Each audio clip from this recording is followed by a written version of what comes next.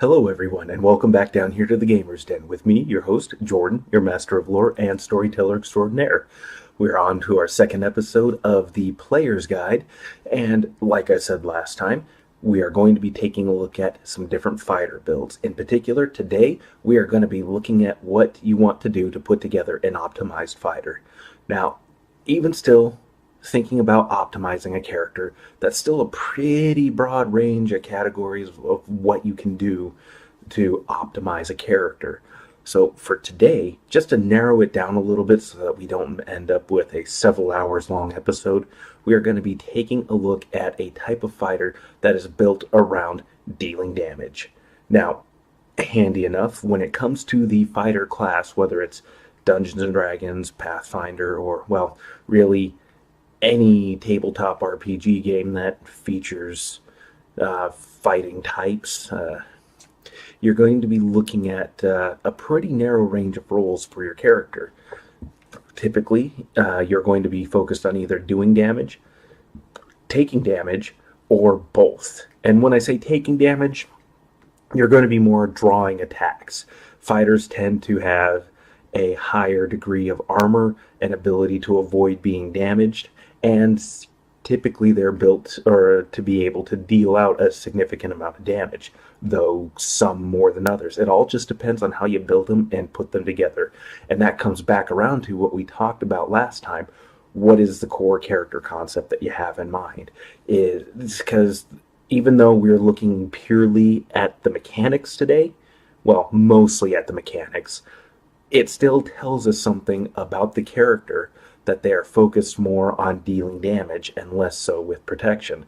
Not that they completely neglect their armor or their defenses, but this type of character is focused almost entirely on an offensive capacity, and in this particular case, focused nearly exclusively on their melee abilities. This character can still pick up a bow and shoot. They're still going to be an excellent shot, but the feat selection, the abilities picked out, they're going to be built entirely around melee damage in this case. So let's go ahead and get started with this here and start giving you guys a breakdown on what exactly it is that I have in mind. All right, and here we have it right here, the optimized fighter build, the damage dealer. Now, the damage dealer in this particular case is going to be human. The reason for that is humans get an extra feat in the Pathfinder and Dungeons and Dragons systems. Fifth edition, I'm still not sure on. I'm still learning the system, but especially third edition, fourth edition, and Pathfinder, humans get an extra feat. And think of feats as like abilities that anybody can pick up, as long as you have the prerequisites for it. If you have, say, a high enough strength to take power attack, you can take the power attack feat and trade off some of your accuracy for extra damage. Humans also get extra skill points at character creation and at every level they get as they progress along. And something particular to Pathfinder, humans can take a +2 bonus and add it to any stat. So they can add it to their strength, their dexterity, constitution, etc., etc. Now, in this particular case, since we are looking at building an absolute melee wrecking ball, we want to throw that into strength. And as you can see here, I've already rolled out and arrayed the stats here. Now, one thing I should mention when it comes to character creation, there's a couple of ways that you can go about generating your character stats. The two most common, I would say, are either rolling 4 six-sided dice, adding up the 3 highest numbers, and then taking those down as a stat. And you do that 7 times, taking the 6 highest numbers out of that roll. The other option is to do a point buy system, where you use a preset number of points to buy up your character stats. That offers quite a bit more control, whereas the rolling 4 six-sided dice can generate some wildly different numbers, but tend to be up on the higher scale. The reason why you may want to use point buy for you DMs out there or storytellers watching this is to have that level of control, so you have a bit more ability to predict what your players are going to have as far as stats. People like me are the reason why so many storytellers enforce point buy systems. I'm the kind of idiot that, in front of other people at the game table creating characters, have rolled straight 18s all the way down the stat line, and I've done that more than one time using different sets of dice. It's ridiculous. Anyways, so for this here, this is the statistic array I would typically recommend for this kind of a build. Number one is always going to be your strength. That's what you want to constantly be pumping up and building up, because this is going to help add in quite a bit more damage in melee.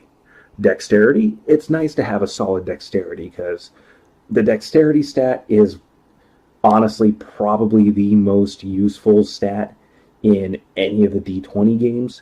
It affects your defense, it affects your reflex save, it affects your initiative, it affects skills, it affects just so many things. It affects your ability to hit with ranged attacks, and if you take the weapon finesse feat, it allows you to replace your strength modifier with your dexterity score so that you can hit in melee with it. It's just a very prime stat, and it's one that's always useful to at least have a positive score into. Constitution is the second most important, however, for this build, because Constitution affects your hit point totals. It also affects your fortitude saves, but a hit point total is kind of the big one we're looking for here. We're in melee, we're dealing damage, and this particular build, since we're with the weapon selection we're making, is going to have a lower armor class. It'll be easier to hit, so having extra hit points will make sure he's nice, tough, and survivable. Or she, if you're playing a female character. Next up, we have intelligence. The rest of the stats you kind of are free to array as you like. I prefer having at least a 10 in intelligence. That way, there's no bonus points, but there's also no negatives either that you will take. And fighters already get low skill points. It's one of the weak spots that they have. Hence another reason why I selected human, to get some extra skill points so that this character will be a little bit more capable with certain skills. Like for 3rd and 4th edition Dungeons and Dragons, you really want to put some points into your spot and listen skills, just so you can be a bit more perceptive and aware of any impending ambushes, or have a slightly easier time picking up on invisible enemies, and things like that. For Pathfinder, all of that's lumped under perception. Much more simple, easy. You don't have as many skill points to throw around as you do in 3rd or 4th edition, but it simplifies it quite a bit. So that's where we put our 10 here today. Wisdom, I put a 12 in it. That way we get a +1 bonus, and that's how we have a 1 for our will save. And I just realized I didn't write down what our fortitude score is. Fortitude, starting off, fighters get a +2 to their fortitude save. So with the Constitution of 17, that's a +3 modifier right there. They'll start off with a fortitude of 5. Now, moving on. The last stat, charisma, we put an 8 in it. That's a -1 penalty to all social-based skills. So diplomacy, intimidate, things like that will take a slight penalty. But we're building this character to be an absolute fighter. We're not building them to be the face. They're not going to be the people. They're not going to be glad-handing anybody. They're not going to be the ones making friends. Making friends is the bard's job.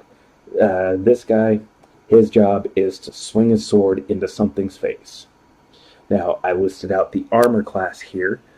17, we get a +2 from our dex mod, a 5 from wearing scale mail, and there's just a +10 that everybody gets. Everybody starts off with a +10 to their defense. So that's how we get our total of 17.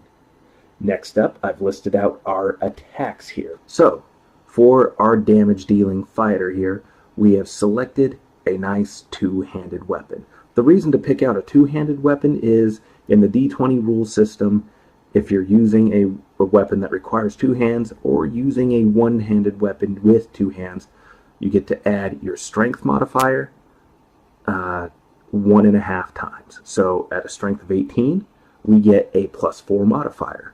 Half of 4 is 2, so we get to add that on for a total of +6 damage. And that goes for any two-handed weapon.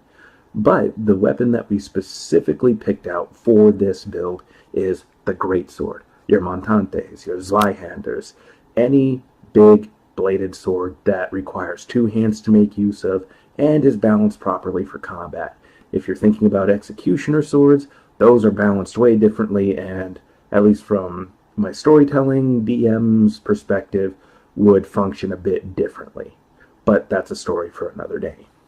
So, at level 1, this human fighter, with his strength score and also being a fighter, he gets the best attack bonus progression out of, well, not all the classes, but he gets the best one that's available to any character class. So he starts off with a +5 total to hit.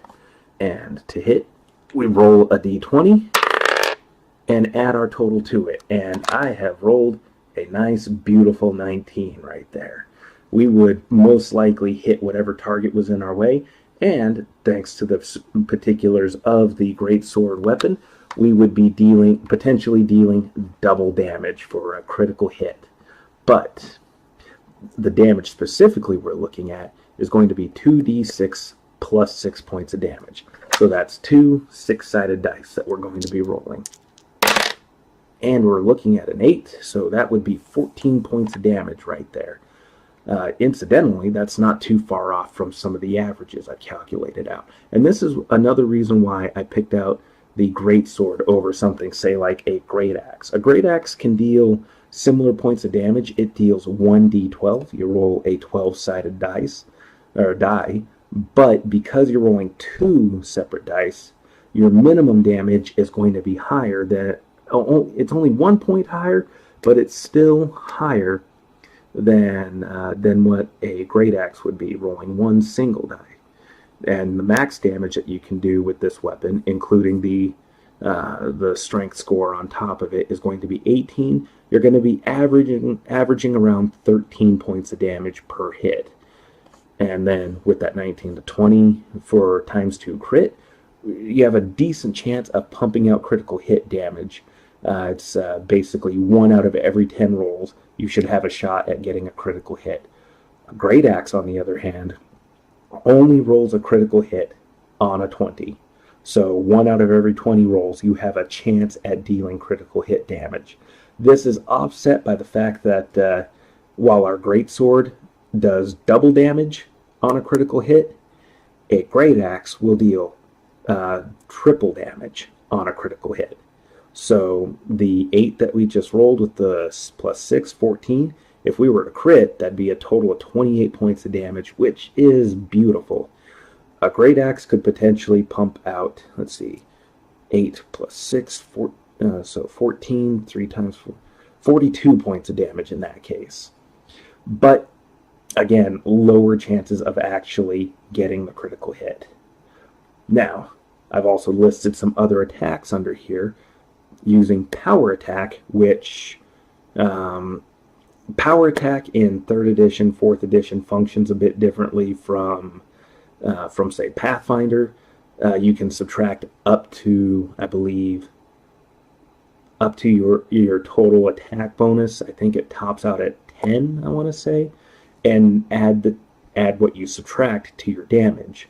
Pathfinder, which I actually kind of like a bit better, you're limited on how much you can subtract. Actually, it just automatically does it, so it prevents you from crippling yourself, and it also, the feat progresses as you level up. It gets better as your character gets stronger. Power attack in 3rd edition does not. It's really limited.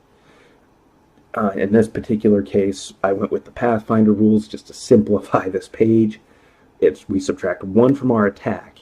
Now, normally, the power attack will only add 2 points of damage, but since we're using a two-handed weapon, it adds a total of 3 points of damage.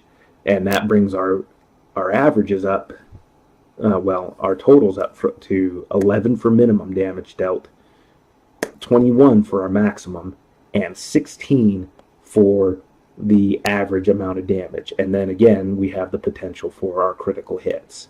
So for only losing one bonus or 1 point for our attack total, we get to add in 3 points of damage. It's more than a fair trade-off. I love how power attack works in Pathfinder.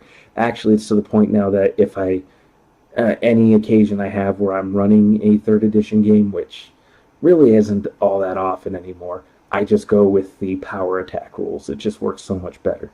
And I do the same with Cleave. Cleave is, of course, on both the Dungeons & Dragons and Pathfinder rule books, but for Cleave, in Pathfinder, on a successful attack, you get to make a free attack on another adjacent target. In the 3rd edition Dungeons & Dragons, and I believe that was still the case for 4th edition, you had to drop your target to 0 hit points if you were going to make a Cleave attack. Pathfinder, you just have to hit your target, and then you can make a free attack on another adjacent target. The reason we take this, well, we want to be a damage dealer. Cleave lets us get extra attacks in, so potential for more damage. The feats that we select for a 1st level fighter are going to be Power Attack, Cleave, and Quick Draw, which Power and Attack and Cleave I already covered up here. Quick Draw, though. Quick Draw makes drawing a weapon a free action. Normally it takes a standard action. Characters get a set number of actions per round, and I may be describing something that's really old hat for a lot of veteran players, but in case there's anybody new out there watching for the very first time here on this channel, first off, welcome, thank you. I think you've made an excellent choice. Secondly, you're limited to 2 standard actions a round normally. Free actions, you're limited only by what your DM or storyteller is willing to let you do, but not having to spend a standard action which lets you move or make an attack really helps free up what you're able to do. So Quick Draw is just a really handy thing to have, especially at 1st level. I've gotten great use out of it. Now, the recommended skills that I would make for your fighter character are going to be Perception, Climb, and Swim. In the case for 3rd and 4th edition D&D, that's going to be Spot and Listen. Being able to be aware of what's happening is going to be so useful, and these are the skills that are most commonly used in the game.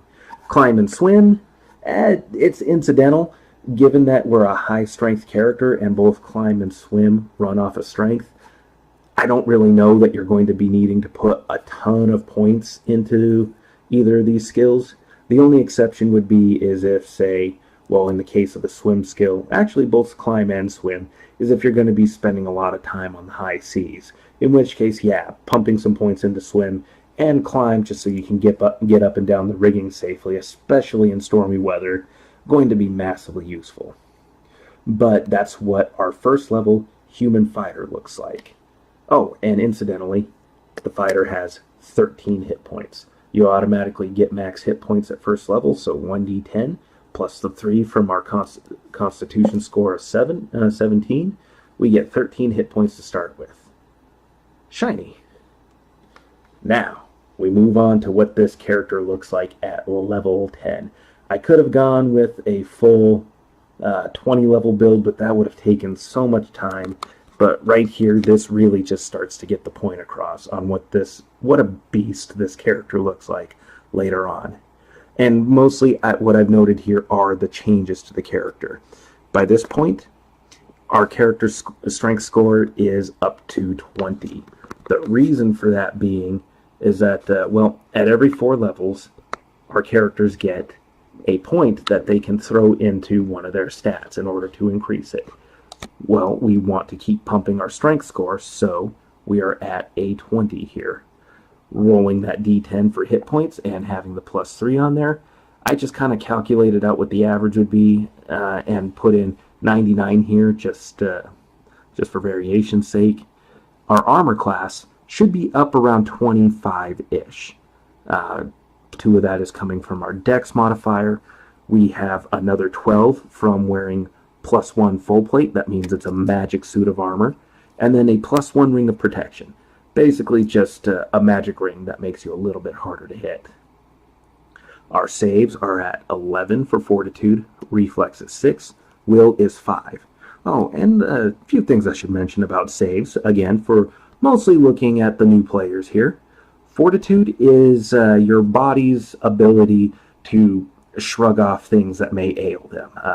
Poisons, disease, fatigue, things like that. That's what fortitude is going to be used for. Your reflex save is going to be used for avoiding traps that are triggered, or if some dastardly wizard throws a fireball at you, this helps you get out of the way and take less damage. Your will save, well, that's your willpower, your ability to mentally tough it out through fear effects, charms and illusions, things like that, things that are going to require strength of will, strength of mind.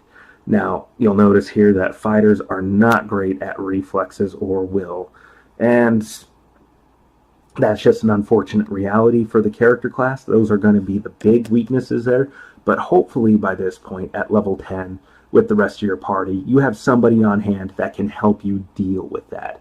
But that is going to be a weakness of yours, and is a weakness of any fighter-based build, anything based out of the fighter character class. This is going to be the big weakness. Well, these two. One of the other big weaknesses to be aware of when it comes to fighters is that fighters are limited in what they're able to do. Mostly it's going to be combat. Especially in comparison to any class that has access to a bunch of spells. So your druids, your clerics, your wizards, even sorcerers. Sorcerers don't have quite the diversity that the other three do, but they still get a lot of spells. They're still a full spell casting class. They will have magic for so many different situations. They'll be good in combat. They'll be good at boosting and buffing their allies, throwing debuffs and crippling their enemies using curse magics and the like. They can summon allies. They can charm enemies. The list goes on and on and on. They can affect time and space eventually. So in comparison to that, especially at higher levels, fighters are sort of limited. But to my mind, that just means that players that are running fighters just need to be a bit more creative and a bit more colorful. You'll still be standing some poor odds, but if you can think strategically and get yourself into a good position, you can still make a decidedly huge impact on the outcomes of combat. Anyways, listen to me ramble on here. Initiative. Our initiative score has gone up to 6 thanks to our feat selection. But let's get to the heart of the issue here for the damage dealer. Let's take a look at our attacks. So for our attacks, our greatsword, we have upgraded to a +1 greatsword of speed. This isn't necessarily something a GM or dungeon master, storyteller, or whatever will necessarily let you have at 10th level, but it's a possibility, and it's something I would definitely recommend getting. Even if you're not running with the greatsword specifically for your two-handed weapon, get the speed enchantment on your weapon. The reason for that is, well, level 10 here, normally our fighter would be limited to 2 attacks. The way the attack progression works, once you hit a +6 bonus from your character class, you get an extra attack with a +1 bonus. So it's 5 points behind. So at level 10, we would only have 2 attacks typically. But with the Greatsword of Speed, it lets us make an extra attack at our highest attack bonus. So we get 3 attacks there. 2 of them have huge chances of landing. I mean, on a roll with the D20, let's see here. Well, damn, that's... Oh, wait, no, looking at the camera here. Let's scoot over. That's an 11. I thought I rolled another crit. Anyways, with 11, that's a total of 27 right there. Chances are we hit whatever was in our way. But now we can do that again, and then for the third roll, we have a +13 total for it. Our damage looks like 2d6 plus 10, and then of course our 19 to 20 times 2 for crit. And overall, those averages haven't shot up a huge deal. It's mostly a 4-point difference right there. So at minimum, we're going to be doing 12 points of damage. Max, we will do 22. So we'll be floating around about an average of 17 or so. But then we come back down around to our old pal, power attack. At this point, power attack will be subtracting 2 from our overall attack bonus, but we are adding 6 points of damage total there.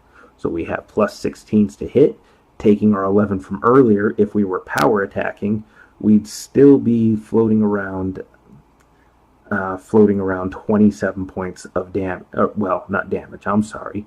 27 total for our attack. So chances are we still hit our target. So 2d6 plus 16. Well, at minimum, we're looking at 18 points of damage. And, well, at our maximum points of damage, we're looking at 28. And if we had crit on that 28 right there, we'd be looking at 56 points of damage done in one shot. And off of one attack. We have 2 other attacks to throw down there. One is pretty much, I can't say guaranteed just because of odds, chance, and probability, but chances are it is going to hit and deal a significant chunk of damage right there.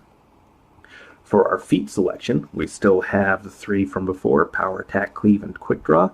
We've taken improved initiative to boost our initiative score, improved bull rush, and improved overrun. I figured with this build, we want to take advantage of our character's high strength and give him something that is going to allow him to move and attack at the same time. In this case, improved bull rush and improved overrun. Improved bull rush lets you push your targets. How much you push them depends on how significant your roll was. But if you're, say, standing on top of a wall with your target, standing near a cliffside, by a pit trap, a fireplace, whatever kind of hazard may be available to you, you can make use of bull rush and just ruin their day, possibly even just give them the absolute last day of their lives. And with overrun lets you push past and through hostile targets. The reason for you might want this is, well, I'll explain here with the rest of the build, but the idea is to get control of good positioning. If you're in a good position, you can absolutely wreck people, but other people will recognize, hey, that spot's a good position. There may be people already occupying it. You need to get through them so you can take it from them. And to complement this, I also have the step up feat. All characters are allowed to take a 5-foot step as a free action that doesn't necessarily impact part of their movement. That gets into other aspects of rules with attacks of opportunity and the like, but step up allows you to take that as an immediate action. Immediate actions can happen on other people's turns. So say you get into a good position, say you get in close to somebody important, and in order to keep from provoking an attack of opportunity by just flat out running away from you, they take their 5-foot step to back up carefully, guarding themselves so that they don't leave you any openings to hit them. And then they start to run away. Step up lets you stick right close with them. So that way they have to run and have to provoke an attack of opportunity from you, allowing you another hit. Speaking of attacks of opportunity, combat reflexes. Normally, every character is allowed just one attack of opportunity in a given round. Combat reflexes allows you to take as many attacks of opportunity as you have for dexterity modifier. In our case, we have a dexterity modifier of 2. So we get 1 normally. We get another 2 for a grand total of 3. 3 attacks of opportunity. 3 extra attacks right there, which, if we're lucky with cleave and our great sword of speed, we have potentially a total of 9 attacks in a given round, just to absolutely wreck whatever may be in our way. So we push through, get into our good position, say blocking a narrowish bridge, and we have a tide of people just coming after us. Well, it's time to start setting up those attacks and those cleaves and ruining everybody's day.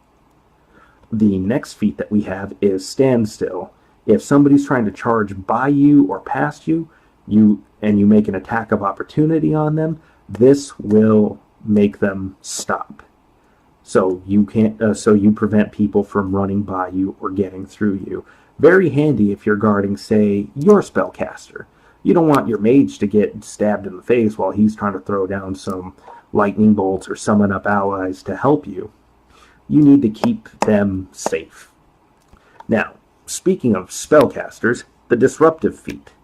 Disruptive, if you're next to a spellcaster, disruptive makes it harder for them to cast their spells. You're either very annoying or very good at threatening them in such a way that they are unable to focus on their magic like they're supposed to, and make it harder for them to cast successfully.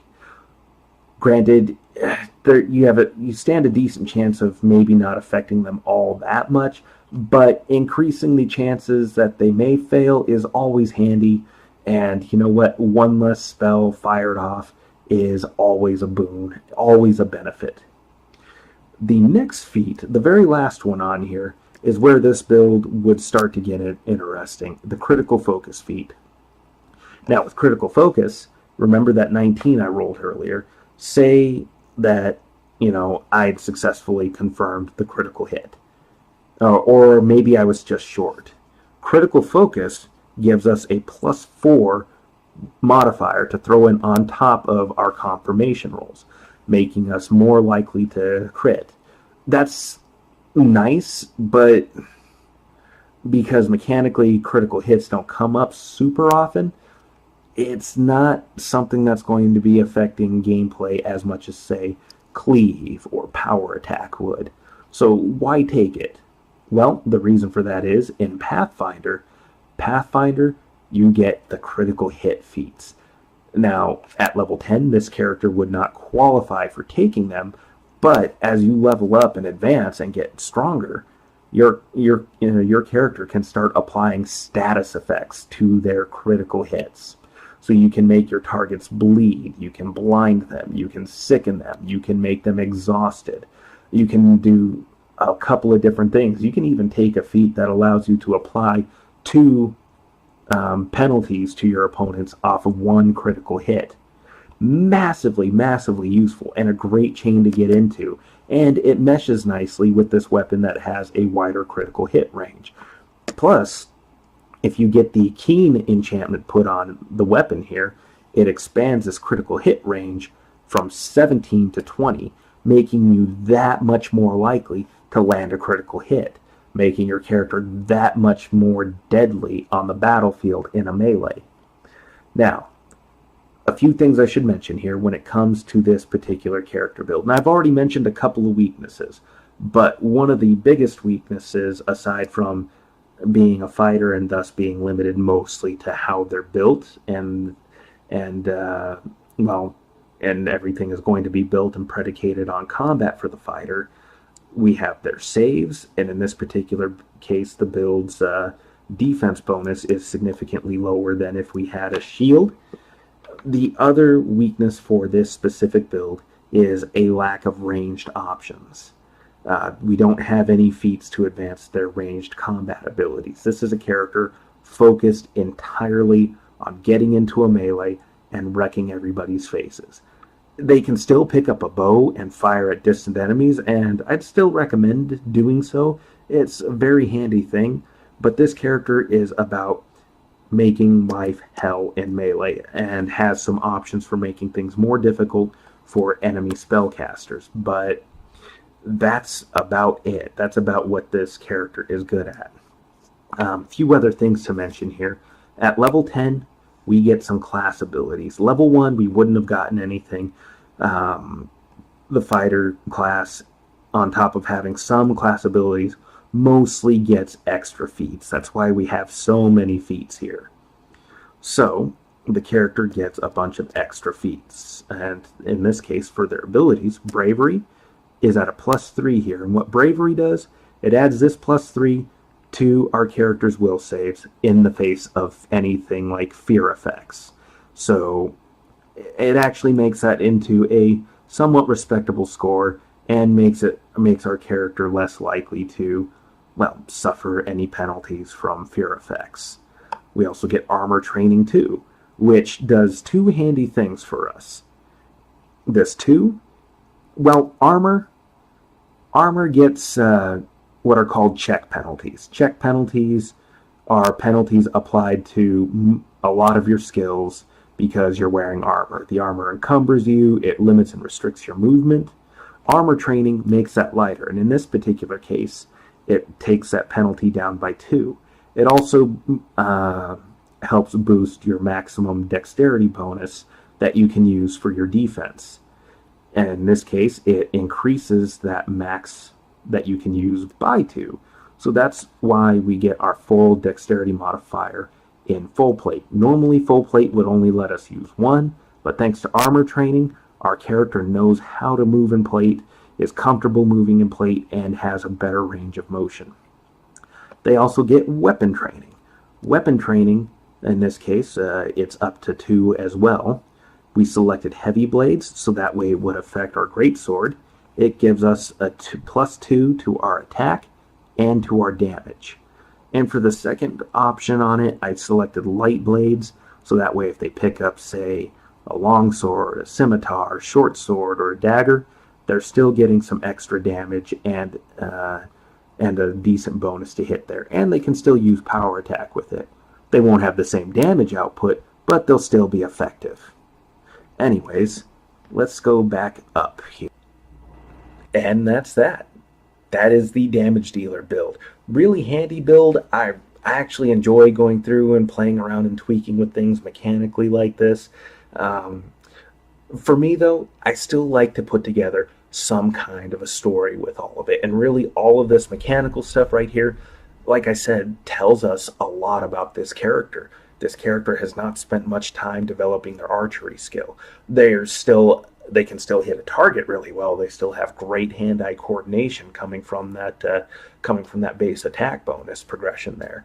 But they only have a decent dexterity score, so only an OK modifier, and there's no archery-related feats in there. Nothing to increase damage or the number of arrows that they have flying in the air, which also increases damage.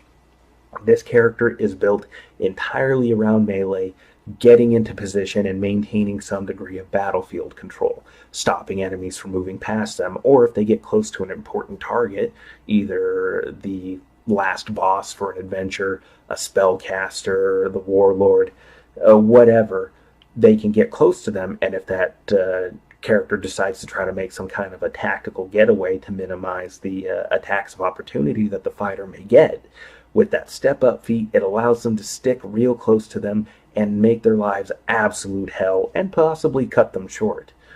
But that's assuming your wizard or cleric hasn't already just wiped away the battlefield. But again, that's a story for another time. But again, like I said, all of this can tell us a lot about our character, and we can infer certain things to put together this character's personality and construct a better character in our heads, going together with the core concept that we would have developed, like we talked about in the first episode for this new series. But those are my thoughts here. There's just so many builds. Like I said, I could probably ramble on for hours and hours about different things, different combinations, or things that you can throw together here. For example, you could easily replace the greatsword with a halberd or with a falchion. Falchion has a little bit less on damage, but has a higher crit range, going from 18 to 20 instead of 19 to 20. So better odds of getting crits more often, but having a slightly lower damage output. There's a trade-off, there's a benefit, but that's just how it works, and that's part of what makes this game so fun, is the degree of diversity here. Now, when it comes to optimized builds like this, I definitely recommend taking advantage of that variety, as while the greatsword's an excellent weapon in the game, not every warrior and fighter is going to be carrying a greatsword. Not all of them are going to be focused on being so damage dealing. Some of them may diversify and develop their archery skills. Others may focus on trying to stop cavalry or larger monsters using weapons with a greater degree of reach, like long spears, pikes, halberds, anything like that. So take this build for what it is, an effective build. Use it to give yourself some ideas and change maybe how you think about putting your characters together, but by no means let this define how you put your characters together. This is just a series of recommendations for something that's pretty reasonably effective and good at what it does. It's optimized, but it's not munchkined out all the hell. It doesn't have all the min-maxing figured out with esoteric races and character templates. We're not making a half-dragon, half-demon paladin with some troll-blooded template that gives it regeneration, the resistances of dragons and demons, and their spell-like abilities, and the breath weapon attacks that a dragon might have. No, we're not doing something ridiculously overwrought, just stupid like that. We've taken a normal human and made them ridiculously effective at a melee. It's not overwhelmingly broken. Like I said, this character has a lot of weaknesses that can be exploited. Weaknesses that should be shorn up by playing with the other players as part of a cohesive team. This is not something like I said, there's a difference between being optimized and being some annoying ass min-maxer. And again, like I said, don't let this define how you build your fighters or any other combat-oriented characters. Just take this as a suggestion, a series of suggestions. Anyways, I've been Jordan, your master of lore and storyteller extraordinaire. If you enjoyed today's video, please give us a like, and if you've been enjoying the content here so far, consider subscribing to the channel. And if you do subscribe, click the bell icon there so that way you get notified the next time I upload content here. YouTube's not always the best at letting subscribers know that new content has come out, new videos are up, so clicking the bell icon there lets you know, or is an extra step for making sure that you're informed of the next time I get an upload going here. Anyways, thank you all for your time. You have yourselves a good night.